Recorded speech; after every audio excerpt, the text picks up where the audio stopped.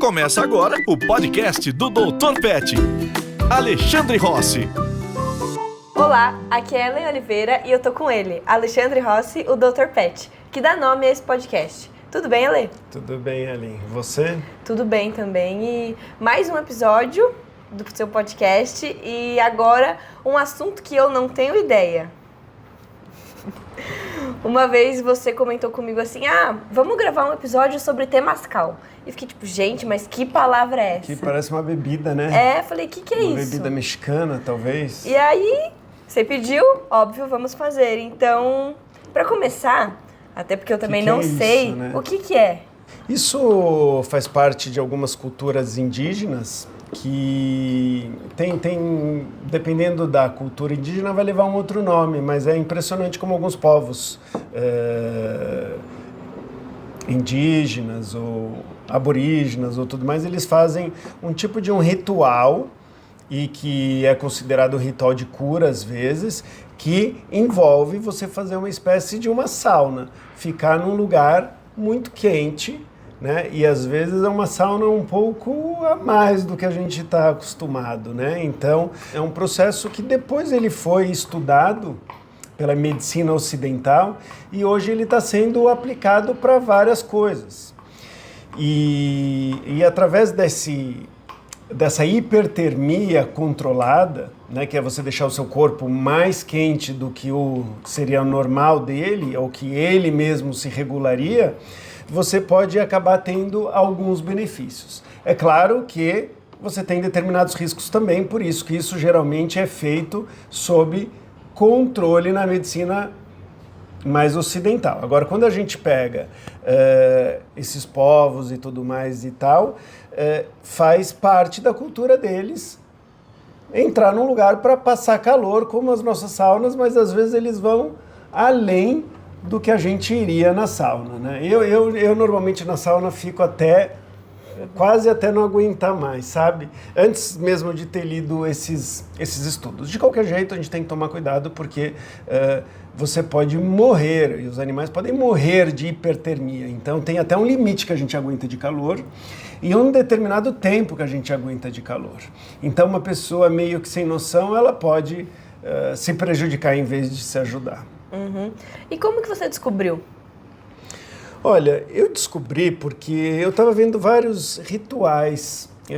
Eu gosto muito de entender na medicina de uma maneira geral, talvez você não chame tão medicina oriental, a fitoterápica, o que os índios já fazem e que a gente está descobrindo, os indígenas fazem e a gente está descobrindo. Então eu sou um curioso sobre esses temas. E aí eu vi um episódio justamente de uma terapia de um jornalista que estava com mal de Parkinson. Ele já tinha tentado todos os tipos de tratamento e ele estava relatando nesse documentário como é horrível você ir perdendo condições que você tinha antes de forma acelerada, como acontece com o mal de Parkinson. Então ele fala que a dificuldade dele de sair da cama, ele tem que pensar agora, vou levantar a perna, vou colocar o meu pé em tal lugar, coisa que era automático, para andar, para tudo. E realmente aquilo lá foi um documentário doído ali, né, de ver o sofrimento dele. E uma das terapias que ele tentou, que deu um resultado muito legal, foi essa hipertermia. Então essa hipertermia eles embrulharam ele, mediram lá as temperaturas e tudo mais, e aí ele teve um resultado legal. Com uma primeira sessão ele já teve um resultado legal e ele ficou super contente e impressionado. Paralelamente eu estava estudando os peixes, né? E aí o que eu vi? A febre comportamental. Então o que eles viram? Que os peixes fazem esse temascal. Como que eles fazem? Os peixes têm condições de fazer isso. Quando eles estão infectados, doentes, eles vão para um lado mais quente do rio, do lago, tudo mais, e ficam fazendo uma espécie de sauna. E isso aumenta a chance dele sarar. Aí você fala, mas será que isso aí não é historinha? Não, isso foi feito, estudos científicos que comprovaram isso.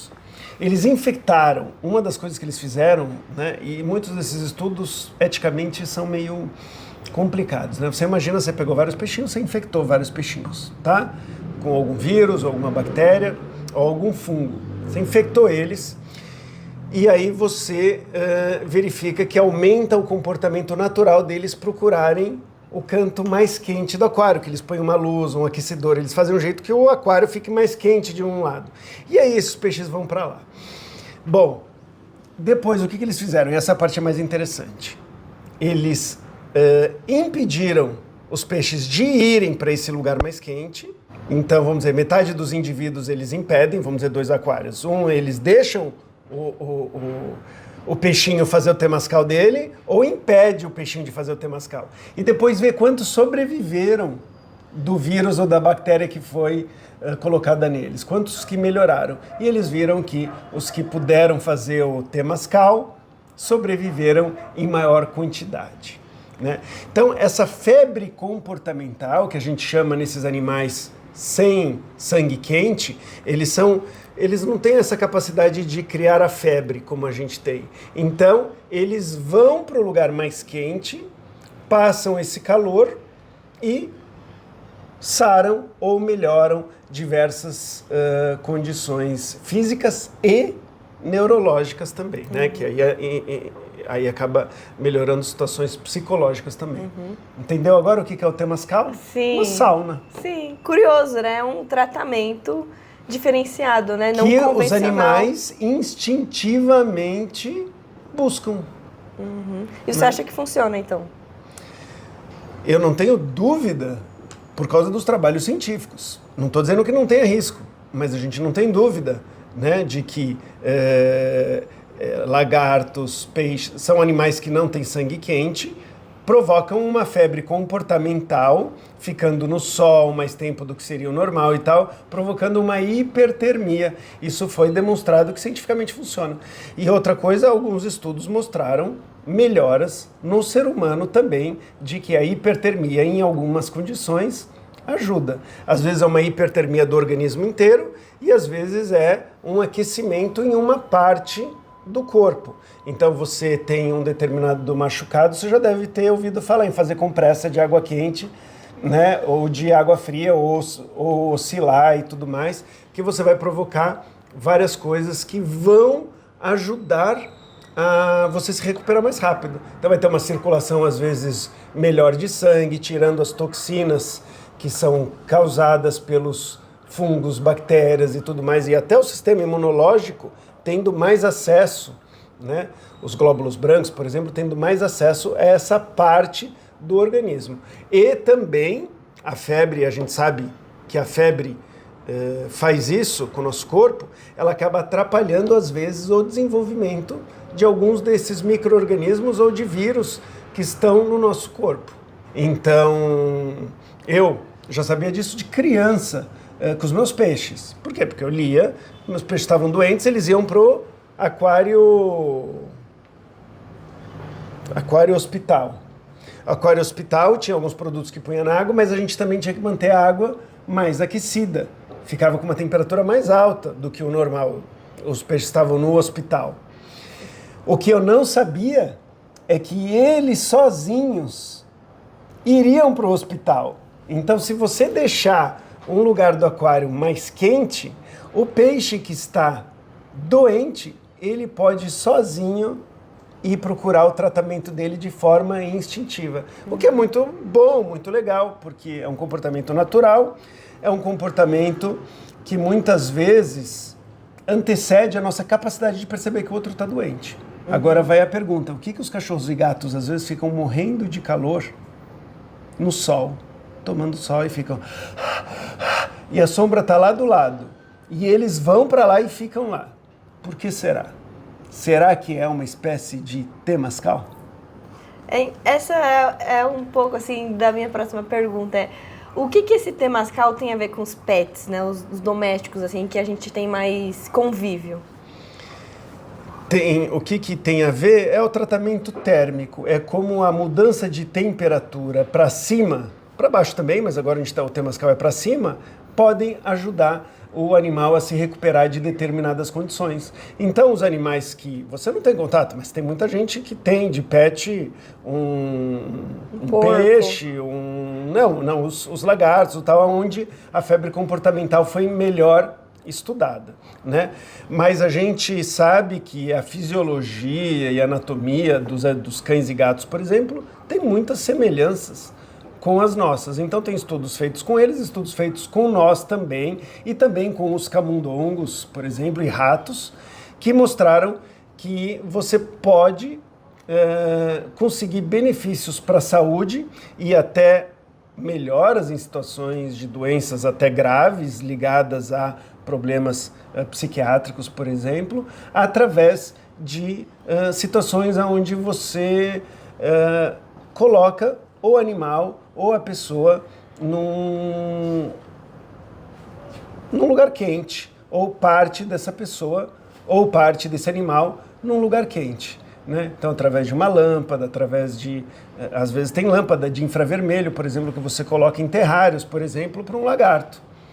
E o lagarto ele pode escolher isso. Agora, o que eu acho que está faltando estudos, mas eu não deixaria de deixar o nosso animal, quando não está estressado, está tudo bem, dele mesmo procurar isso. Porque a gente está vendo que vários animais têm uma inteligência instintiva e vários povos têm uma cultura semelhante. Todas elas passam por processos térmicos parecidos. Em algumas, a gente já viu que tem benefícios. Então, quando eu vejo hoje um cachorro indo no sol, não está estressado, tem a sombra, está tudo bem, e ele está lá, ele escolheu ficar no sol e está lá,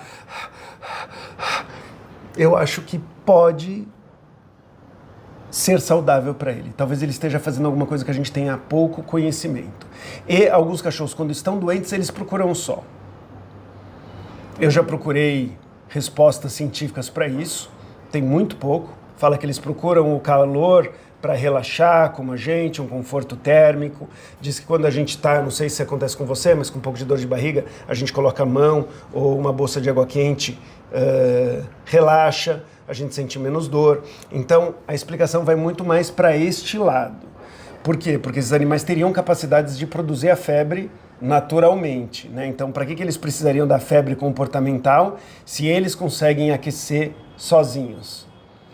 Mas eu acredito que possa ter um meio termo, porque a gente também pode ter febre e a gente se beneficia com aquecimento de partes do nosso corpo ou até aquecimento total, como foi o caso desse jornalista que melhorou da doença de Parkinson através desse temazcal ocidentalizado. Uhum.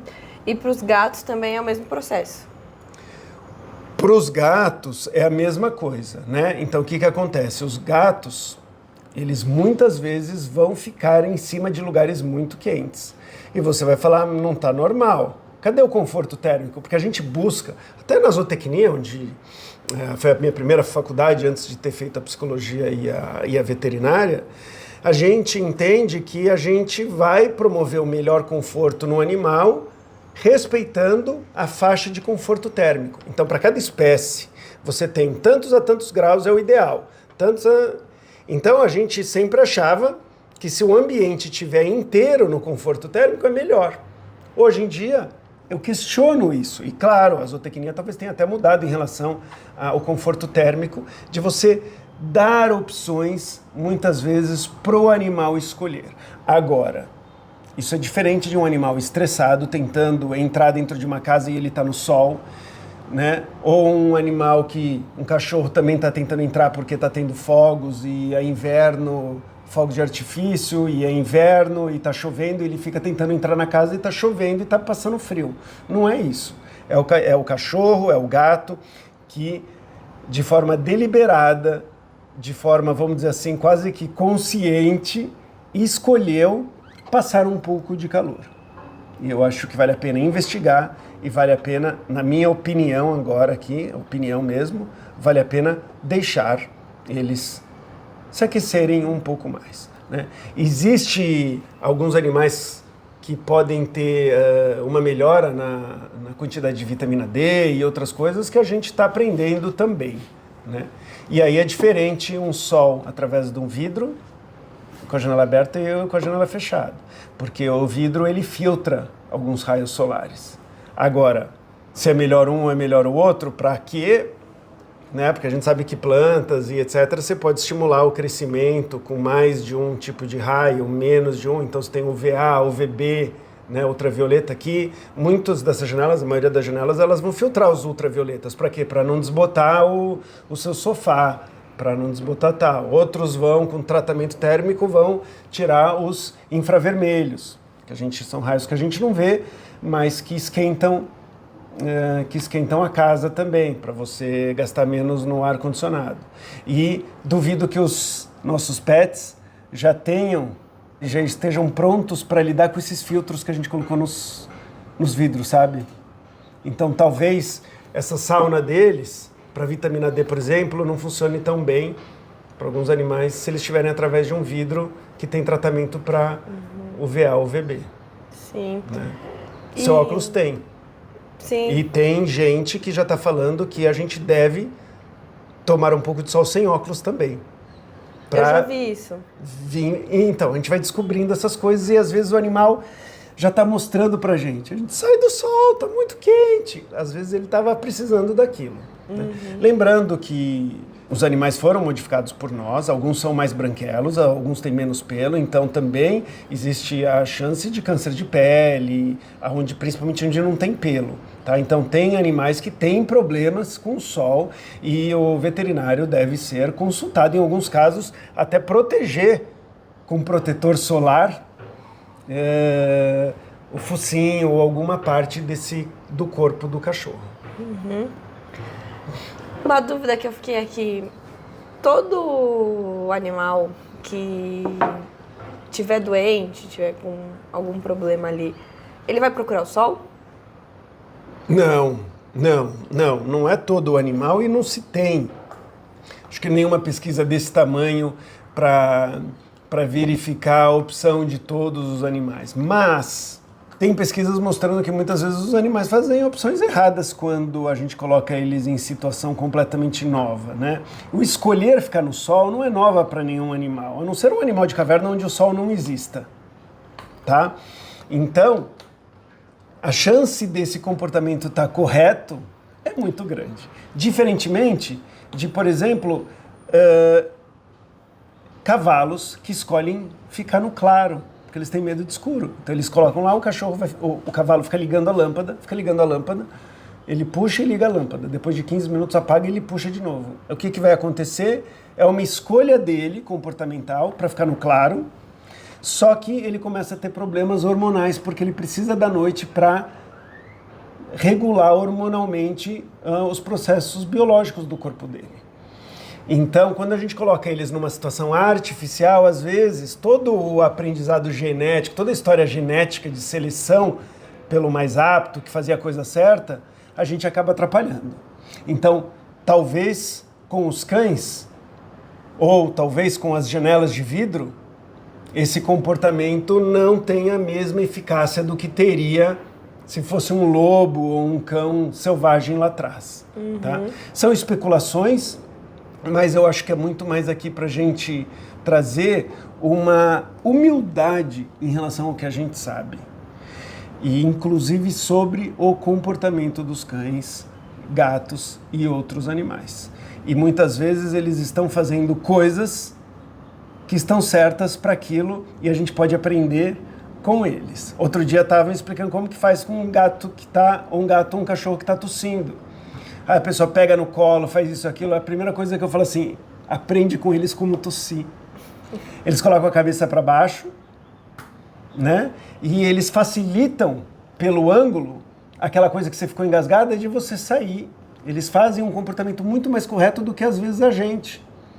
Então, muitas vezes, a gente tentando ajudar, a gente atrapalha. Claro que dependendo do engasgo, a gente vai ter que ajudar. Mas muitas vezes, um animal ele iria sobreviver se você não atrapalhasse. Então ele está tossindo com a cabeça para baixo na posição certa, ele está com falta de ar, ele vai para a posição certa. Aí nós, como médicos veterinários, vamos lá e vamos tirar uma radiografia dele. A gente tira ele da posição específica que ele ventila ao máximo o pulmão dele. E aí durante a radiografia, o que acontece? Ele morre. Por quê? Porque ele estava na posição perfeita para respirar. Então eu teria aqui, nesse caso, o que a gente aprende na faculdade? A gente vai fazer uma suplementação de oxigênio, a gente vai dar uma medicação para o estresse diminuir, e aí a gente vai tirar uma radiografia para ver como está o pulmão dele, por exemplo. Nossa, é um universo muito específico, assim, que me deixa curiosa. Mas é fascinante, e é fascinante a gente, por um lado é frustrante a gente saber o quão pouco a gente sabe, mas por outro lado é muito motivador, porque qualquer área que você escolhe ir, nenhuma área está esgotada em relação ao conhecimento. E quase todas as áreas, pelo menos todas as áreas que eu gosto que envolvem animais, a gente pode aprender muito com eles. E se perguntar mesmo por que ele está fazendo isso. Se eles sobreviveram por milhões de anos através, né, da seleção e vindo de outros animais e tudo mais, provavelmente esse comportamento tinha um motivo para existir, né? Qual é ele? Por quê? Será que eu devo realmente impedir o animal de fazer isso? Fica aí a dúvida e a humildade de saber que muitas vezes a gente erra ou errou.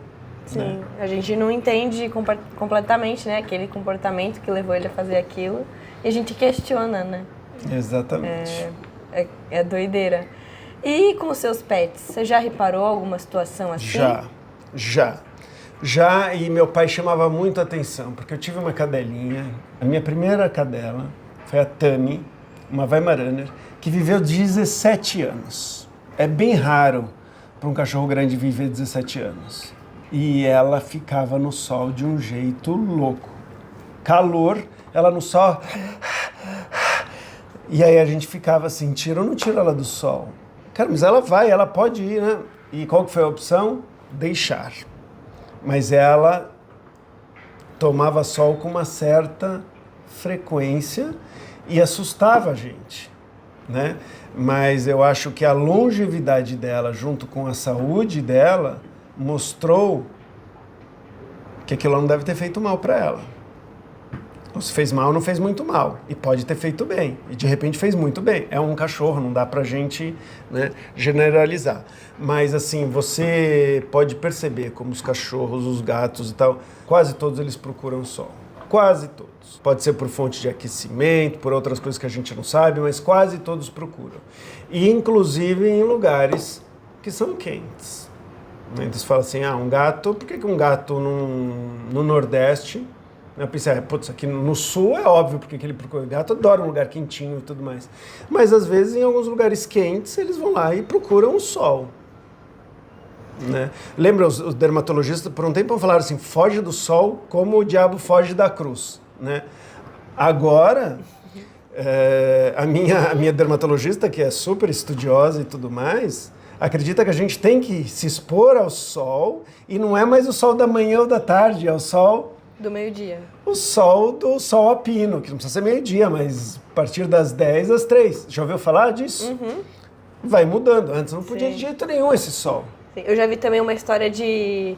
Não, mínimo de sol, se você for sair na rua, você já tem que passar protetor. Aí agora não, você tem que tomar sol, tem que ter um período seu pra você tomar o sol sem o protetor solar. Sem o protetor solar, sim. E expor pedaços do corpo grandes para poder ter os benefícios, né? Sim.